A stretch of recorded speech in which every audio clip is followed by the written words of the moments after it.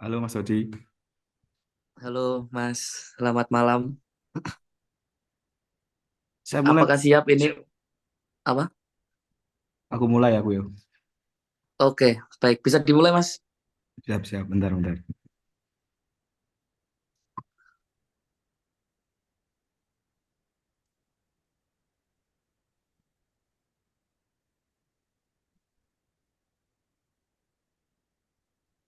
Baik, bisa dimulai Mas. Bisa bisa Mas, silakan silakan. Itu slide pertama dulu aja Mas, yang awal tadi. Bisa di on cam, off cam dulu sama Mas. Kelihatan soalnya di layar.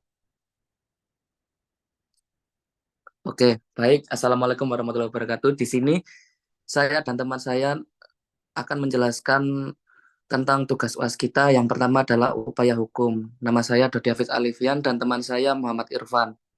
Lanjut Mas.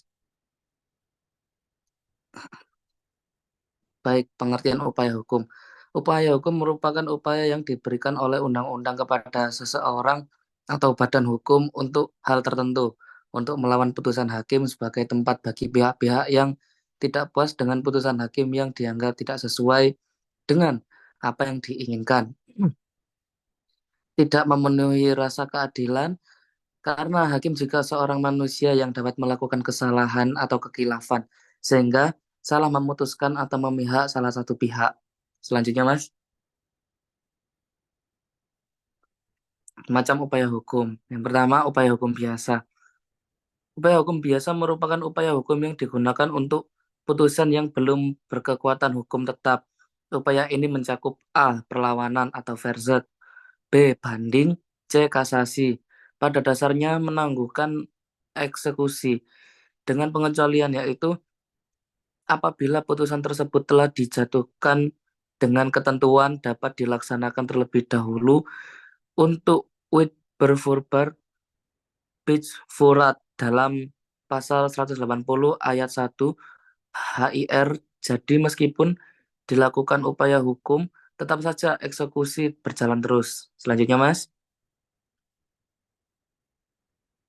yang kedua adalah upaya hukum luar biasa dilakukan terhadap putusan yang telah mempunyai kekuatan hukum tetap dan pada asasnya upaya hukum ini tidak menangguhkan eksekusi, mencakup A. Peninjauan kembali atau request civil, B. Perlawanan pihak ketiga atau Denderverzet terhadap sita eksekutorial.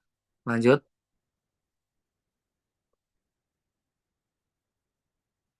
yang baik saya akan menjelaskan tentang perlawanan atau verzet dari upaya hukum biasa.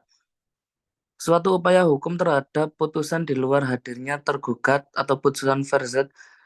Dasar hukum verzet dapat dilihat di dalam pasal 129 HIR. Verzet dapat dilakukan dalam tempo atau tenggang waktu 14 hari, dalam termasuk hari libur juga. Setelah putusan putusan verzet diberitahukan atau disampaikan dengan kepada tergugat karena tergugat tidak hadir. Syarat verzet adalah pasal 129 ayat 1 HIR. Pertama, keluarnya putusan verzet.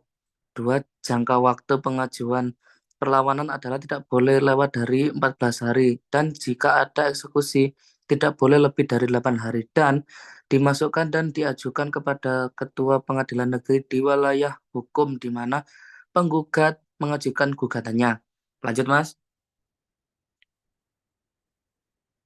Yang kedua, banding. Banding adalah upaya hukum yang dilakukan apabila salah satu pihak tidak puas terhadap putusan pengadilan negeri. Dasar hukumnya adalah UU nomor 4 tahun 2004 tentang perubahan atas Undang-Undang Pokok Kekuasaan dan UU nomor 20 tahun 1947 tentang peradilan ulangan. Permohonan banding harus diajukan kepada panitera pengadilan negeri yang menjatuhkan putusan.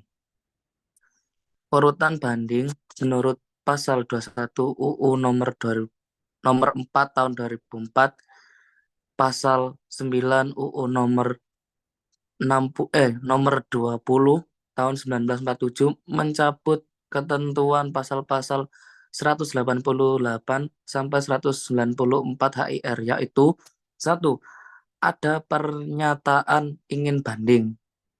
Dua, panitera membuat akta banding. Tiga, dicatat dalam register induk perkara. Empat, pernyataan banding harus sudah diterima oleh terbanding paling lama 14 hari sesudah pernyataan banding tersebut dibuat. Kelima, pembanding dapat membuat memori banding. Terbanding dapat mengajukan kontra memori banding. Selanjutnya, Mas.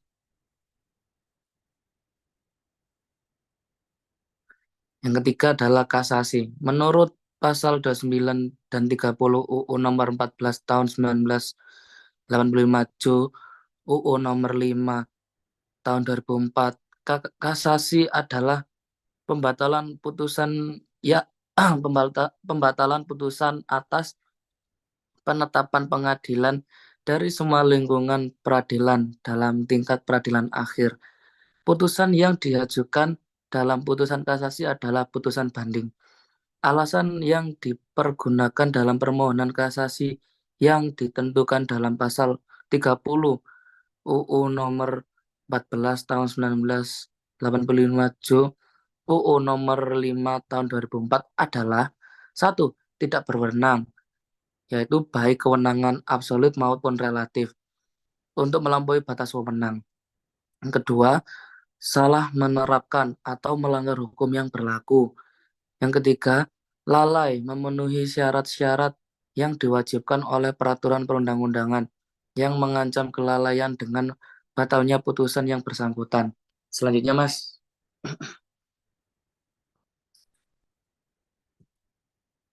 Yang selanjutnya adalah penjelasan tentang upaya hukum luar biasa. Yang pertama adalah peninjauan kembali.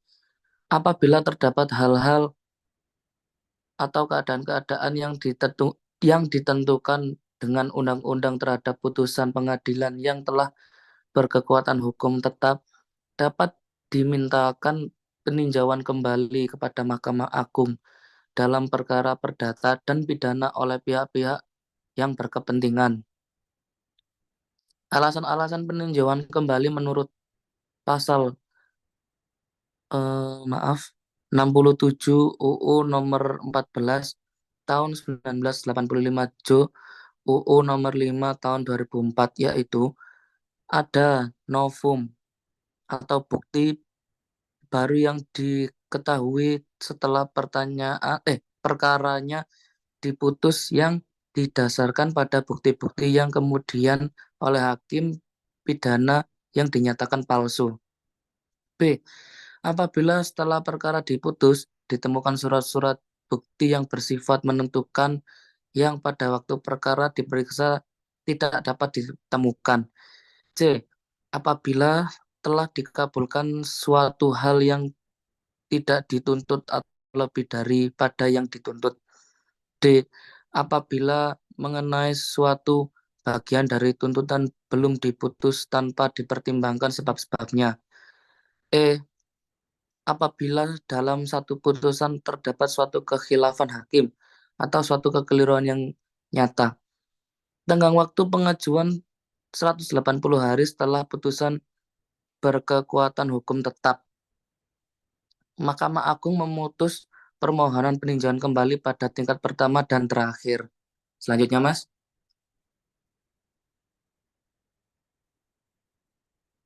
Yang kedua adalah Denderverzet. Terjadi apabila dalam suatu putusan pengadilan merugikan kepentingan dari pihak ketiga, maka pihak ketiga tersebut dapat mengajukan perlawanan terhadap putusan tersebut. Dasar hukumnya adalah pasal 378 sampai 384 RV dan pasal 195 HIR.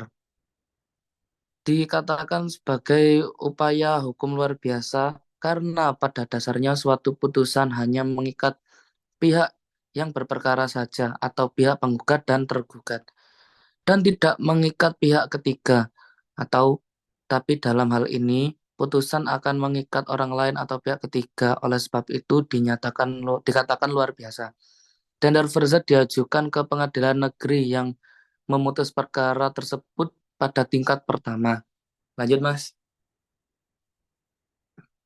Sekian penjelasan dari saya. Selanjutnya dijelaskan oleh teman saya yaitu Muhammad Irfan. Bentar Mas ya. Baik, Mas.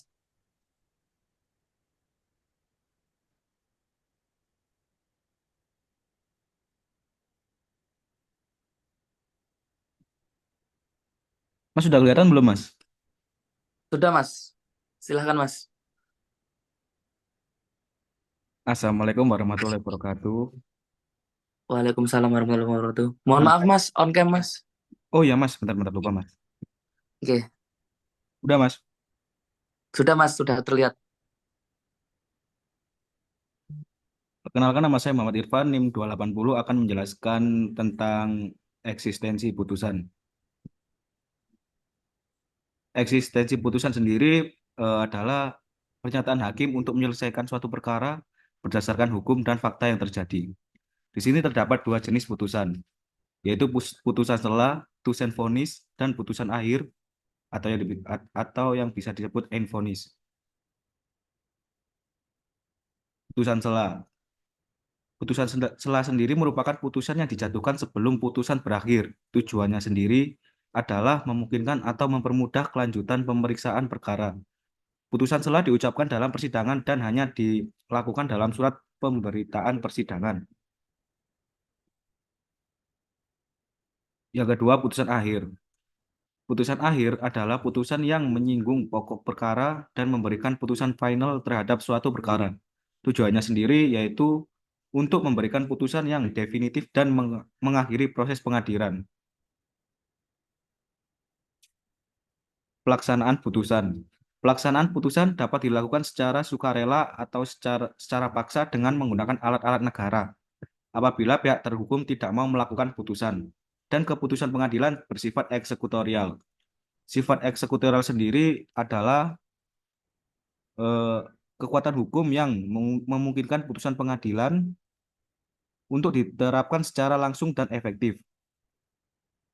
Contohnya adalah putusan kondemnatoir yang mengandung unsur penghukuman dan memiliki kekuatan hukum eksekutorial yang langsung dan pasti. Jenis-jenis putusan. Yang pertama, putusan yang dapat dilaksanakan. Putusan yang telah mempunyai kekuatan hukum tetap dan tidak lagi dapat dilawan dengan upaya hukum verzet, banding, dan kasasi. Yang kedua, putusan yang tidak dapat dilaksanakan. Putusan yang tidak mempunyai kekuatan hukum tetap dan masih dapat dilawan dengan upaya hukum verzet, banding, dan kasasi.